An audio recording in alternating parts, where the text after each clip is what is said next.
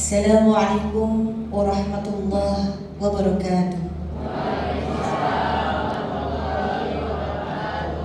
Alhamdulillahi rabbil alamin, wabihi nasta'inu ala umuri dunya wad din, wassalatu wassalamu ala asyrafil anbiya wal mursalin wa ala alihi wa ashabihi ajma'in, amma ba'du. Yang sama-sama kita muliakan dan kita hormati semua, kita harapkan keberkahannya gurunda kita bersama, beliau Al-Ustadz, siapa Bu? Yang keras dong Bu, tambahin ganteng. Beliau Al-Ustadz, siapa Bapak? Yang keras Bapak, udah bisa slide-nya. Al-Ustadz beliau yang keras Bapak. Alhamdulillah, semoga Al-Ustadz beliau Zaki Mirza, Al-Ustadz beliau Kiai Haji Abdul Wahab diberi kesehatan. Semoga kita semua selalu terberkahi dengan segala siraman-siraman rohaninya. Allahumma amin. Allah Subhanahu wa Ta'ala dengan jelas menjelaskan sejelas-jelasnya bahwasanya kita hidup di sini ini tujuannya adalah murni untuk ibadah. Jadi ketika kita diamanahi seorang anak, walaupun itu anak angkat atau anak walon, yang penting judulnya adalah dia merupakan salah satu dari tanggung jawab kita, maka kita harus menjalankan amanah itu. Ya ayyuhalladzina amanu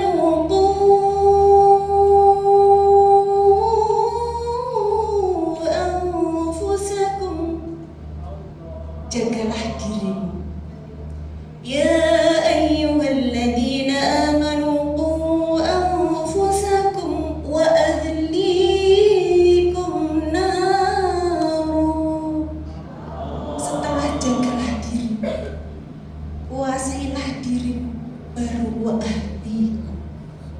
Jadi ketika kita mampu membawa diri kita sebagai seseorang yang sejati, sebagai insan yang sejati, sebagai insan yang kamil, maka kita akan mampu membawa orang lain.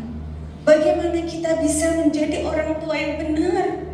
Bagaimana kita bisa menjadi panutan kalau diri kita tidak bisa membawa, tidak bisa menyadari diri kita, esensi hidup kita bernilai atau tidak?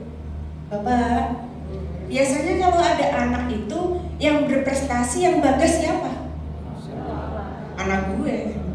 Tapi kalau anaknya sedang misalkan nih parabola, perempuan belum nikah tapi sudah bolong duluan, biasanya siapa yang disalahin? Ibunya kemana ini?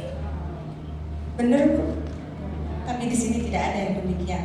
Saya yakin gula gokin makan makin, karena ini ngomong Purwokerto. Iya. Yakin makan makin gula gokin. Di sini semuanya itu adalah soleh, soleha. Soleh ditambah soleh sama dengan.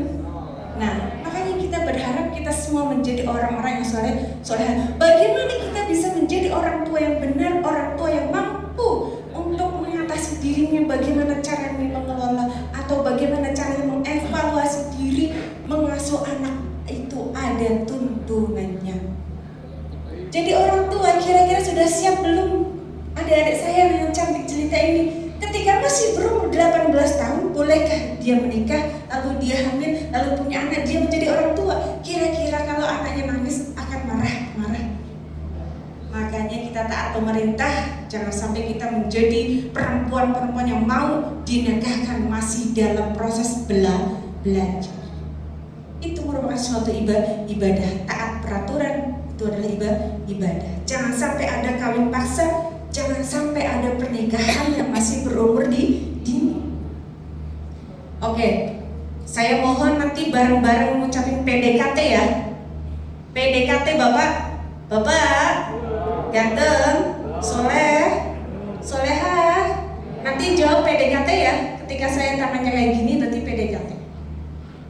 Tujeri katoi jana sana. Ada 4 pilar yang sangat penting. Cara pola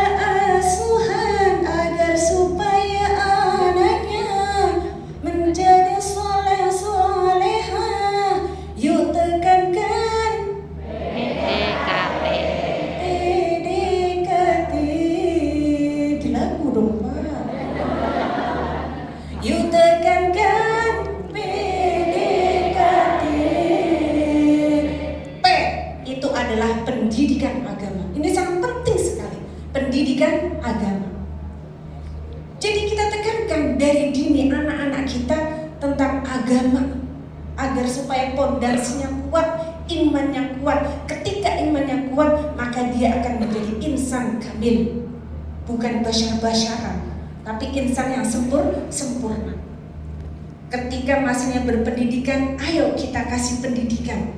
Jangan sampai dia tidak mengenyam pendidikan, dibatasi kiprahnya. Kamu tuh perempuan, gak boleh sekolah. Kamu tuh perempuan, nanti juga ada di dapur melulu. Kamu tuh perempuan, nanti juga gak akan bisa beraspirasi.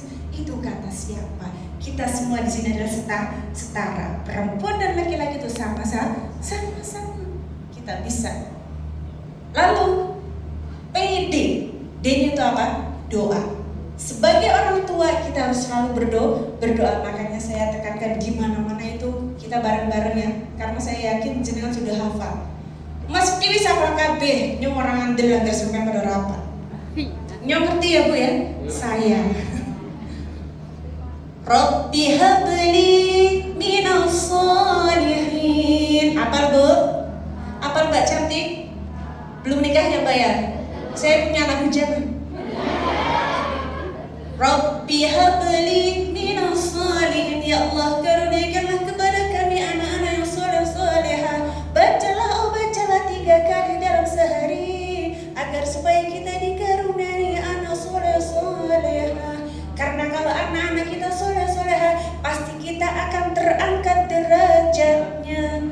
Orang tua yang diangkat derajatnya oleh anak-anak yang solehah karena pola asuhnya yang benar. Jangan nyalahin anak melulu. Kamu tuh gini. Kamu tuh. Kita juga introspeksi diri. Kita juga harus sadar diri. Kita udah benar nggak nih cara pola asuhnya udah sesuai dengan Nabi Muhammad SAW nggak nih? Lalu K, PDK, kasih sayang, peluklah dia, fahamilah. Apalagi Gen Z yang cantik-cantik cerita ini. Kita harus paham bagaimana tata cara mengelola emosional kita terhadap anak-anak zaman sekarang. Peluk erat dengan kasih sayang. Lalu T-nya itu apa? T-nya itu kita harus mampu menjadi teladan. Jangan sampai kita tidak bisa menjadi orang tua yang bisa diambil teladan.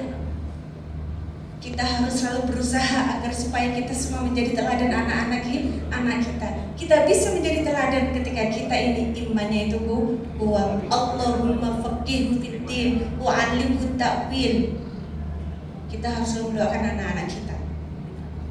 Oleh karena itu, kita semua harus selalu berusaha bahwasanya hidup di sini esensinya itu adalah ibadah.